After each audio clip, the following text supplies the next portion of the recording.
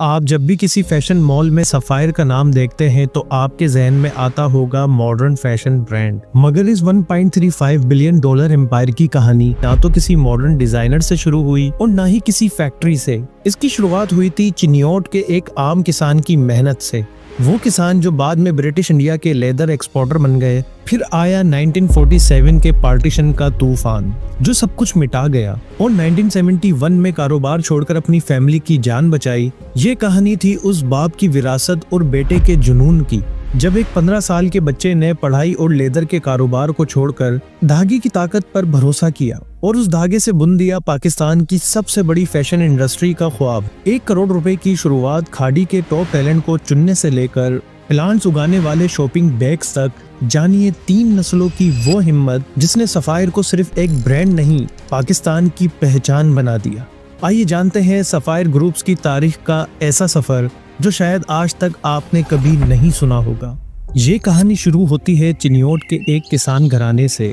हाजी मोहम्मद दीन एक आम आदमी लेकिन मेहनती और खुददार थे। फार्मिंग में मुश्किलात आई तो उन्होंने हिम्मत की और रुख किया लेदर के कारोबार की तरफ। लिमिटेड रिसोर्सेज लेकिन इरादा मजबूत। ढाका, कैलकटा, चिटागोंग, देखते ही देखते वो ब्रिटिश इंडिया के रॉ लेदर के बड़े एक्सपोर्टर्स में शुमार होने लगे। ये सिर्फ कारोबार नहीं था बल्कि खानदान की पहचान बन गया था।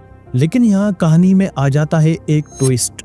साल 1947 के पार्टीशन के बाद बिजनेस ठप हो गया और फैमिली ढाका चली गई। फिर 1951 में हाजी मोहम्मद दीन इस दुनिया से रुखसत हो गए और घर की जिम्मेदारियां उनके बेटे मोहम्मद अब्दुल्ला पर आ गई। मोहम्मद अब्दुल्ला ने 15 साल की उम्र में पढ़ाई को छोड़ दिया ताकि वो अपने मरहूम वालिद के लेदर का कारोबार संभाल सकें। इस ट्रेजेडी के बाद लेदर का बिजनेस आगे चलाना मुश्किल हो गया। खानदानी विरासत दांव पर थी। सबको लगता था हाजी मोहम्मद दीन के बाद बिजनेस की कहानी अब खत्म हो जाएगी और फिर ऐसा ही हुआ। 1953 में लेदर का कारोबार छोड़कर ढाका और कराची के दरमियान थ्रेड का बिजनेस शुरू किया। थ्रेड यानी वो धागा जिससे कपड़ा बुना जाता है। मोहम्मद अब्दुल्ला ने महसूस किया कि पाकिस्तान का मुस्तकबिल टेक्सटाइल में है। शायद उन्होंने सोचा नहीं था कि ये फैसला उनके खानदान की तकदीर बदल देगा। 1961 में ईस्ट पाकिस्तान में मोहम्मद अब्दुल्ला ने हिम्मत की और शारमिन टेक्सटाइल के नाम से कॉटन का कारोबार शुरू किया। लेकिन किस्मत को कुछ और ही मंजूर था। मशरिकी पाकिस्तान में हालात बिगड़ने लगे। मोहम्मद अब्दुल्ला समझ गए कारोबार से ज्यादा खानदान की जान ज्यादा जरूरी है। इन्हीं हालात को मद्देनजर रखते हुए शारमिन टेक्सटाइल को छोड़कर 1970 में फैमिली के साथ कराची शिफ्ट होकर दोबारा थ्रेड बिजनेस की शुरुआत की। हालात कितने भी बुरे थे लेकिन मोहम्मद अब्दुल्ला ने हिम्मत नहीं हारी और यहाँ से होता है सफायर का जन्म। 1971 में उन्होंने सिंध में कोटरी इंडस्ट्रियल एरिया में सफायर टेक्सटाइल मिल एक्वायर की। अगले 20 साल में मोहम्मद अब्दुल्ला थ्रेड से निकलकर कपड़ों की बुनाई और रंगाई यानी वीविंग और डाइंग पर काम करने लगे।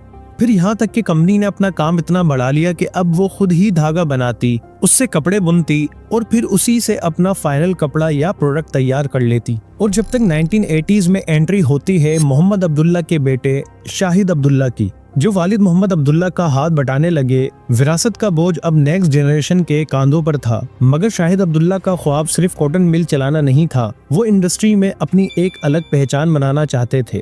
शाहिद अब्दुल्ला ने एक बड़ा रिस्क लिया। वो लाहौर चले गए। वहां से जन्म हुआ सफायर फाइबर्स का। उन्होंने पहला